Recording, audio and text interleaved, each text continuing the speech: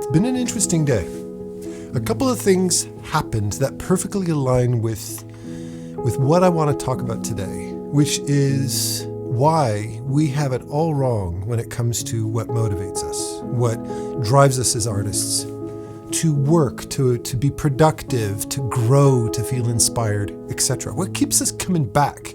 What gives us that drive and that hunger to draw every single day? And it started with a video that I watched this morning. It was some news thing that I was watching on YouTube, and they were talking about how more and more, if not all students nowadays, and they were talking with high school students at the time, use AI to cheat. And it was talking about, there's some TikTokers talking about how I got caught cheating in AI and blah, blah, blah, but I'm going to do it again. And, it's showing the kind of like how what they were implying was that students are giving into AI, and that's having a very damaging impact on people's ability to learn and the quality of education, all that kind of stuff. And I'm sure there's a lot of truth in that. Gimli. After Pumpkin. I just played with him and now he wants to play again. Little boy's relentless. This little gentleman over here. And I'm sure there is truth in that. But what they were really trying to push towards, the narrative they were pushing towards, is that we're doomed, right? It's that fatalist doomsday prophecy that we're all turning into a bunch of brain dead zombies, so to speak. And it just so happened that directly after watching that, maybe 30 minutes later, I had a class with one of my students who's 16. She's a high school student. She's actually exactly the same age as my daughter, Choe. So I have a lot of insight into that age because I have two kids in high school, one 12 and one 16. And I also have a young adult daughter who's 25, who's a young professional now. So I see this every day. I see them in school every day. I go to their shows. I have conversations with my kids all the time. And I know as a parent, it's very easy to fall into this trap of being afraid that your kids are intellectually deteriorating. But based off of the conversation I had with my student, who's based in Indonesia, I'm based in Canada, so my kids are in Canada, and having conversations with all of my kids and their friends and so on, a lot of that is a lot of nonsense. And I don't agree with it. Generally speaking, I'm very optimistic. In fact, I'm intimidated by how smart and how independent and how driven and how much integrity and how involved and how intellectually and socially aware they are compared to a lot of people that I've grown up with who are much older than them. I have nothing but hope, and that gives me a lot of hope, because when I see how teenagers and people in their 20s and 30s are talking nowadays and their perspectives on life, I feel like we're going in a very, very good direction. And I'm just waiting for the old to get washed away in some tsunami so that the young, promising, more open-minded, more inclusive people can take over, the more competent ones, essentially. But not to trail too far away from the point. What was the conversation that I had with my student this morning? I asked her, after watching that news thing, what's your experience with AI in school? Do you find it very tempting? And do you use AI to cheat in school? And she said, no, not really. She goes, to me, the joy comes in the work, even though there's a lot of it. And even though she's currently in exam period and she's doing my mentorship on top of it, holy smokes. Thankfully, she did a lot of her assignments a while ago, but she still finds joy in the work.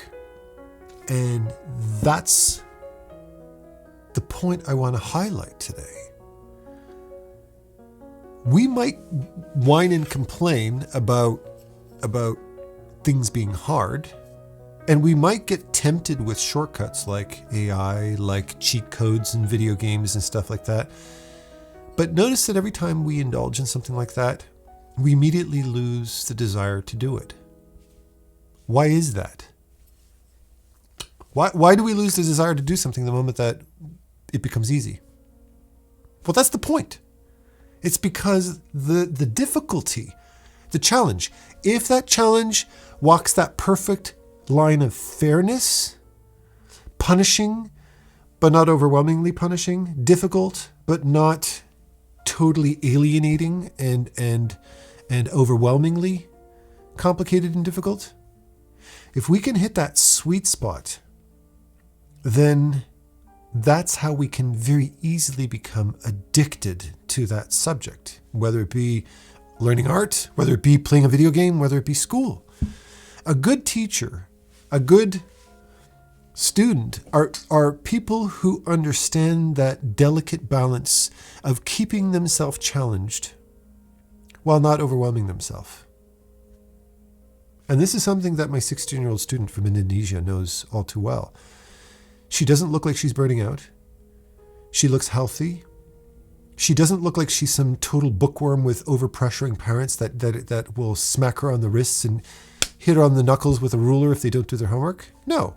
I'm sure her parents have expectations of her. And her parents I've even sat in some of our calls and stuff like that. They're really cool parents. They're very chill. They're very cool. She doesn't come across to me as being somebody overly anxious and overpressured. She's just your average teenage girl who's got a lot of talent, and she's doing her best, just like my kids are. But she understands that delicate balance. And when we sit down every week when she does the assignment, this week we were working on color. We were studying color together. I told her right off the bat before we even started, I said, you did an exceptionally good job. Like I can see you really pushed yourself. You really aimed for high quality. And don't forget, this is our 4th week. She didn't start strong and then kind of lose steam. She's still, every time I see her assignments from one week to the next, I can see the accumulation of momentum. She's getting more and more in it. She's getting better and better. That has nothing to do with me. That's all her. Because she did all these assignments before we even sat down to talk about them together. And I can hear in her voice and see in the work that she does that she's not just doing work, she's putting her heart into it. Even if she's got a lot going on, she's still putting her heart into everything that she does. That she understands that if she can't put her heart into it, she can't find motivation. She needs to feel that push. She needs to feel that she has to have that end goal, that drive, in order to produce something of quality. She sees the value in it, that what she's doing. If she didn't, she wouldn't do it, and she'd probably do a crap job, and she'd feel quite the opposite. We'd have very different conversations from week to week. If you think in your life where you are the most engaged, there's the easy stuff, but then there's the hard stuff. The easy stuff is going on TikTok and just disconnecting and decompressing for a little while. And for a little while when you're decompressing, that's good. It gives you a chance to just forget about all of these day-to-day stresses and just chill out and watch something funny or watch something inspiring or watch something adorable or watch something emotional and motivating, something to pull you out of your headspace. But if you're like anybody else, if you do it for half an hour or an hour, it's great. You really enjoy yourself. After you've been doom scrolling for 2-3 hours, you start to feel a little shitty, don't you? Because you're kind of overindulging in it, and you probably ended up falling asleep watching TikToks in the first place, like my daughter does all the time. It loses its value. And it's with those points, once you've had that chance to give yourself a little bit of a break mentally, and you start to feel a little bored or maybe even negative about it, that you might have your second wind to go and do a little bit more hard work. That there's too much of one type of thing, and it's no longer bringing you value. Now it's more of a crutch. So, where am I going with all of this? I want you to be aware of how your mind works. I want you to be more self-aware. I want you to be more observant of your emotions and how your body reacts to the climate you put it in. First of all, you need balance. Too much doom scrolling will exhaust you. It'll exhaust you mentally. It'll pull you into this lazy pit of kind of like staticness, and you're going to start to feel like shit. Too much overwork will burn you out and cognitively overwhelm you and exhaust you. And again, you're going to feel like crap. So you need to be aware of what you need at what point in the day. Too much of one thing or too much of another, you'll learn from experience, will start to do more harm than good. A good analogy for this, a very good analogy, would be to think about dessert. Notice that when you have dinner, right before dinner, you're super, super hungry. You're like, oh my God, I'm so hungry. I could eat a cow. And then you eat, even if it's something you like. And at a certain point you go, I can't, I'm full, right? You tell yourself you're full and you go, oh God, I can't eat anymore. And you take a break. And what do? You wait 10 minutes and then you have dessert. But I thought you were full. If you were full, why did you want dessert? It's because you weren't actually full. You weren't. Your stomach wasn't necessarily filled, or maybe it was, maybe you overate. But if you didn't overeat, if you felt satisfied and you no longer felt the desire to eat, you gonna come? No, he's just sniffing around. Then your body just didn't want it anymore. Your body got enough of that nutrient that it desired, so it stopped desiring it. So it cut that off, and all of a sudden you're eating your delicious spaghetti dinner and you don't want it anymore. 5 minutes before you were super hungry. Now that you've had enough of it, you don't want it anymore. Even though technically there's still space to eat, isn't there? But you didn't desire it because you got too much of it. Are you coming? What you doing? You gonna come? I think we're gonna get a visitor again. He always knows when I'm on camera. You gonna come join us? So, what happens is you get tired of eating that thing, so you switch over to dessert afterwards to reward yourself. Come. If you know my Painter's Hollow videos at all, you know that he always has to take part in them. Hello, sir. There you go. He's going to go over there. He's going to sniff around, and then he's going to come back and he's going to sit. So, yeah. It wasn't that you were full. It's that you were full of that. And you needed a break to move over to the dessert. And once you have the dessert, you've kind of satisfied both the nutrition and then the dopamine hit of the sugar. And now you're totally satisfied and you go to bed and you have a good night's sleep. The same thing applies to your Gimli, really?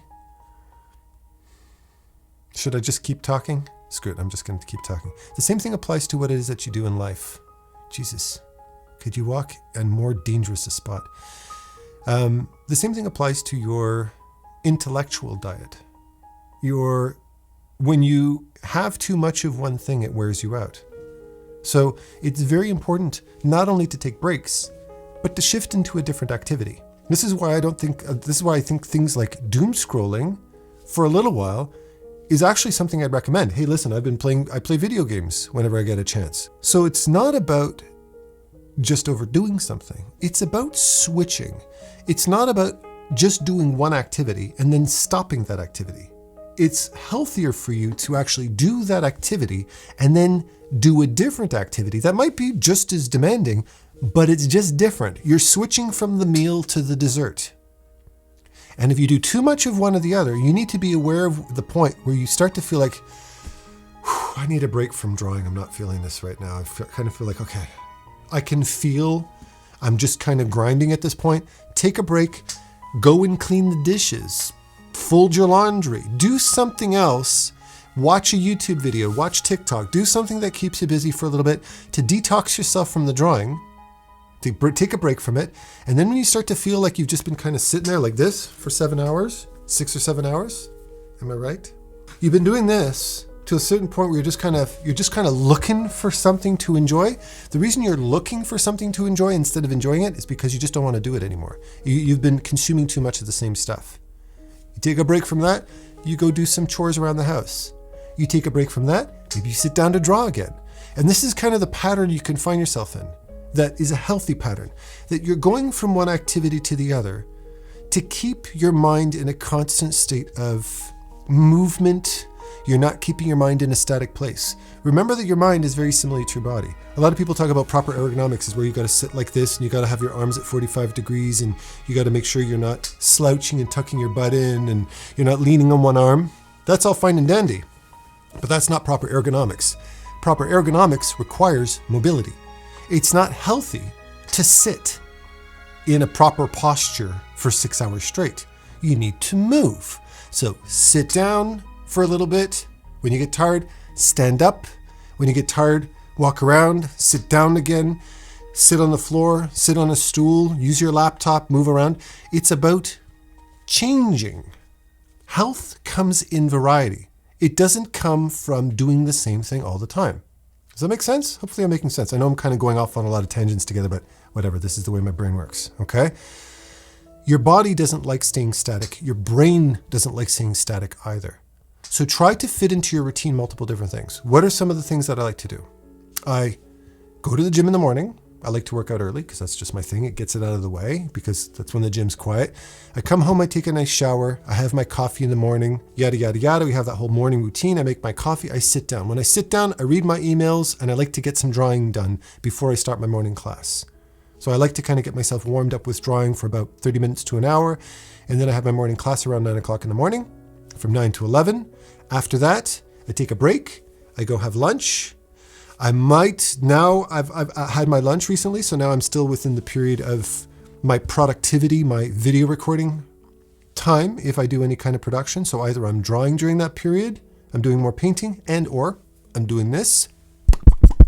I'm recording videos, and so my brain's ready for that kind of stuff. What am I going to do after this? As soon as we're done, I'm going to hit stop. I'm going to upload that stuff into my computer, and then I'm going to go and meditate for 10 minutes. You see? So what have I done? I've worked out. I've had my morning coffee. I've done some daddy activities, some daddy responsibilities. Then I did some art. Then I taught. Then I had lunch. Then I did some video production. Then I relax. Then I have my afternoon class. Then I have an afternoon snack after that. I read some emails, and then I might do a little bit drawing after that if I want to. I hang out with my kids. We do stuff together. Start playing video games. I watched a TED Talk on playing video games with your kids. Best piece of advice ever. Even if you're not a gamer, get into playing games with your kids. You're going to learn more about your kids than you ever thought you did. Okay? Don't give them shit for playing video games. You got to play it with them. You'll learn sides of your kids you didn't know existed. Thankfully, I'm a gamer dad, so that makes it easy for me. You do stuff with your kids. You do stuff with your family. You have dinner. And then what do? I might relax with my kids and watch some, my partner and my daughter are watching Stranger Things together. They're catching up on season 5. Sometimes I hang out with Lucas because he doesn't want to watch Stranger Things, so maybe I'll watch him play Minecraft or something like that. And then I might play some games. I might live stream. If I feel like drawing, I'll draw, but I'm under no obligation to do that. But look at how many different things I've planned in my day, and I can list out my day because I work on a routine. I have a routine, okay? And in that, I also have time to spend with my cats and play with them. Gimli knows that whenever I'm making coffee, whenever he smells my coffee brewing, he knows that we can play for around 10-15 minutes together. So there's this kind of fun routine that I break it up, and if at any point I find that any of these parts of my day start to get boring and redundant and they're not bringing me any kind of real value and reward, I feel like I'm just doing it because I feel like I have to, I change something up in my routine. I change the time of day that I might work out. I change what I'm working on. I might work on a different type of painting. I might try to find inspiration somewhere else. I change one of my evening routines with something else.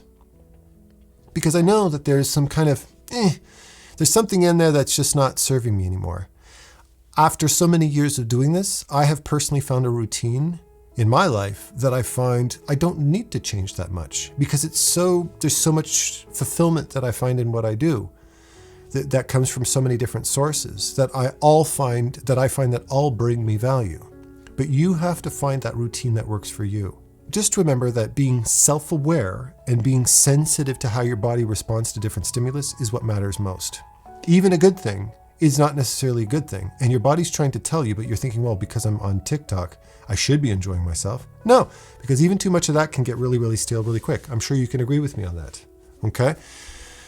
The second thing is, and this might be an analogy I used in the past before, is the work is where the pleasure comes. The difficulty, if you strike that right balance, is where the joy of what you do comes from. And I love using Dark Souls as an example. Video games is a very good analogy for this. Dark Souls is hard. It's that gold bar standard of of punishing but fair. And that, I feel, is one of Miyazaki's and From Software's greatest gifts. Not only apart from the beautiful design and music and animation and lore and all that kind of fun stuff. It's an all-encompassing awesomeness, but it's, when it comes to a gameplay perspective, I've played so many games where I just get tired of playing it because it just, the difficulty doesn't make sense at a certain point. It's hard for the sake of being hard, and or it's mind-numbingly easy. I'd say this is one of the things that really killed World of Warcraft for me. I played World of Warcraft for over 10, 15 years. I was in top guilds on some of the oldest servers and shit, and it was so engaging. And then all of a sudden they just nerfed everything, and I could kill elites that were 5 levels higher than me without even having to look at my keyboard. I just had to hit auto attack and just turn around, and it just became so boring. Where back in the day there was a real consequence to not being fully engaged and paying attention to what I was doing. And Dark Souls is the type of game where it very rarely, unless you're in some sanctuary, like Majula or something like that, that if you're not paying attention, you're going to die. And if you die, you're going to pay a consequence for it. You're going to lose your runes. You're going to have a long walk back. There's going to be a challenging punishment for not paying attention. So it forces you to keep paying attention all the time. And that's the power in that. That's the strength in what keeps people feeling like something about Souls games just kind of hits the perfect note for so many different gamers once they've gotten over that difficulty hump. That keeps them coming back. There is no game that I've ever played to this day that has ever replaced what I feel is the near perfection of any Souls game I've ever played. Any Souls game I've ever played. But even playing a Souls game, at a certain point, I just get so frustrated because maybe there's something that's just way too challenging because the stupid boss is giving me a hard time. So that's when it's time for me to take a break and do something else. What do? Well, now that I've drained my energy and I've purged all of that gamer energy playing Elden Ring, now either A, I can chill out and get ready for bed, or B, I can sit down and do something relaxing that I do feel I have control over, which is paint. And there's this lovely back and forth dance that I do between play and work. And I can be equally productive in both because I know when it's time to switch. If you're an artist who is really struggling to kind of keep yourself motivated consistently, if you feel like you're in a kind of headspace right now where you feel like drawing and producing something really feels like a chore that you feeling obliged to do, I recommend you take a step back and kind of analyze your situation a little bit more honestly. I want you to be honest with yourself in a way where there's no shame involved in doing or not doing. You're just being yourself. You're just doing your best and you're just not feeling it. Instead of blaming yourself for being lazy, which you're not, but if you find yourself in that headspace, I want you to step back and ask yourself the question, am I struggling to find motivation because I find it too hard? And I'm really having a hard time overcoming this obstacle? I just feel like my ambitions are bigger than my skill? Or are you lacking motivation because things are too easy and too routine? You're playing on autopilot too much. You're drawing the same thing all the time and you're not actually learning anything new. You're not challenging yourself enough. I remember playing Skyrim, one of the most absolutely wonderfully engaging games out there. But when you're playing on PC, one of the traps you can give into, one of the temptations you can give into is console commands. You just hit the tilde key and now I can type in any amount of money that I want. And I can buy anything I want. I can craft anything I want. I can be level 1 and I can have dragon armor. There's no limitation. I can just get everything I want over immediately. That can immediately obliterate your motivation to play. All of a sudden the game becomes Utterly boring. Cool, I've got all the armor. Cool, I've got all the weapons. Cool, I've got all the stats that I need. Great. I haven't even completed 1/50th of the quest line. But what's the point of playing anymore? Because the whole point of playing was the reward at the end of it. And I just got the reward effortlessly. And that's exactly the same thing that my student from Indonesia was telling me. She was, the moment that I shortcut the reward, I no longer have a motivation to do anything. So always make sure that whatever work that you're putting into, whatever efforts you're making to achieve something, 100% of the time, if you have the choice between quick reward and personal growth, always choose personal growth. And I'm not saying this because I'm trying to be some morally righteous person who's telling you to, follow the path of goodness and don't give in to the dark side. I'm saying it because you're going to be unhappy if you don't. You're going to lose your motivation. You're going to lose your drive to do something. You're going to lose that zest for what it is that you were doing. You're going to all of a sudden realize that you've got nothing to work for.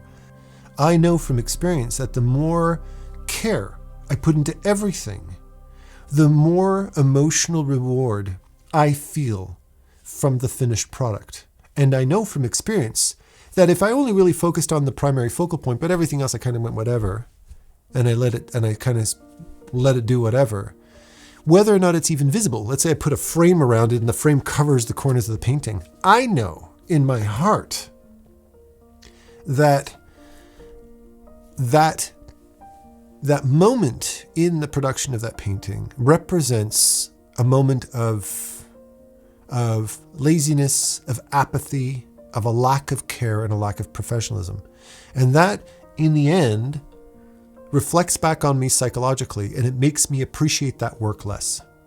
In fact, a really good example of that was there was an episode of Fake or Fortune, which is this BBC show, which I absolutely love. It's very addictive. Go check it out on YouTube, Fake or Fortune. You can go check it out. You'll see what it's about. I remember there was an episode where they were talking about a piece that they had found that they believed might belong to Leonardo. It might be a work of the great Leonardo da Vinci. So they had analysis and stuff like that come and, do x-rays and chemical tests of all the different pigments and all that kind of stuff of the painting. And in the end, and I think I might have quoted this before in the past on my channel, in the end they realized that yes, it did come from the house of Da Vinci.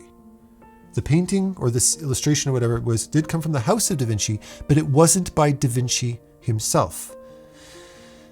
How did they know that?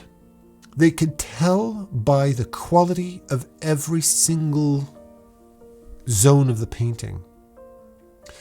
That they could tell that the technique, the pigments, the canvas, the carbon dating of the actual canvas and the paints and all the materials themselves were authentic of the time of Da Vinci.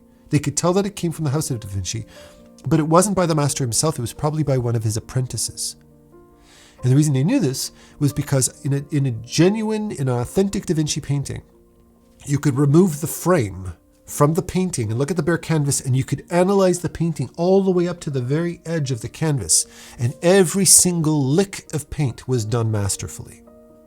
Whereas an apprentice got lazy in the corners and said, screw it, we don't need to finish, we don't need to worry about it because whatever, it's off in the corners and nobody's going to look at it. And Da Vinci knew, despite his old age, despite all of these many decades that he'd spent working and producing these beautiful masterpieces, the older he got, the more patient he got, the more energy he put into his painting, the more care, because he knew that his work was a reflection of his inner self. Now, I'm quoting the philosophy of a grand master painter. And then I take those eyes of mine and I move them away from Da Vinci's painting and I look at my 16-year-old Indonesian student. And she's got that same level of discipline. She's got that same level of quality in what she does. And that's, I feel, the true reason why when we sit down to work together, she is so focused, she's so motivated, she challenges me with some of the best questions I've ever heard. She's an incredibly rewarding student. She's a very, it's so stimulating being her teacher because she gets me, the teacher, involved in her teaching because she's just so ambitious, because she has put so much of that care into it that when she asks me questions, I know those questions come from a place of importance. They come from a place of true desire to know the answers. And that, for me, for a teacher, pushes me, motivates me, and helps me grow. That, to me, means that we are not, by any stretch of the imagination, doomed as a species. We are actually on a very, very promising trajectory. And if we can all learn a lesson from her, from a 16-year-old, it's just that. The more care that you put into what you do, and the more self-aware you are of that delicate balance between the things that are intellectually challenging, and when that becomes too much and you need to change gears and give yourself a break and know how to flip from one thing to another to keep life fresh and to keep you emotionally and physically alive and moving forward and growing, then you, my dear lady or gentleman, have a very, very promising career ahead of yourself. And if you feel that you're in a bit of a funk right now, I want you to ignore guilt, ignore shame. There's nothing to be ashamed of. You're a human being just like the rest of us, and we've all gone through it. But to have a more objective perspective of yourself and say, okay, where's this coming from? What balance has been knocked off, and how do I regain that balance so that I can produce art, be happy, be motivated, but still not do so at the sacrifice of my own happiness? So, to thank you for sticking it out this long, if you enjoyed this video and you want to see more stuff like this, of course, it would show a lot of support to my channel if you subscribe, of course. It's free. However, as a thank you, I'm going to teach you one phrase in Polish at the end of every one of my Painter's Hollow videos. Not just to teach you, but to teach myself too, because I've spent that first half of my life coming from a Polish family, Żółkiewicz, but not learning Polish, more or less barely speaking Polish at all. So I decided to celebrate the second half of my life. I'm going to finally grow a pair and learn. So every day I have a Polish phrase, and I'm going to be learning Polish grammar. I'm going to do that on my own. But at the end of every Painter's Hollow video, I'm going to share a Polish phrase. And since you've stuck it out all the way to the end, write that Polish phrase in the comments below and to show that you've stuck it out all the way to the end. And the phrase is Podoba mi się. Podoba mi się, which means I like it.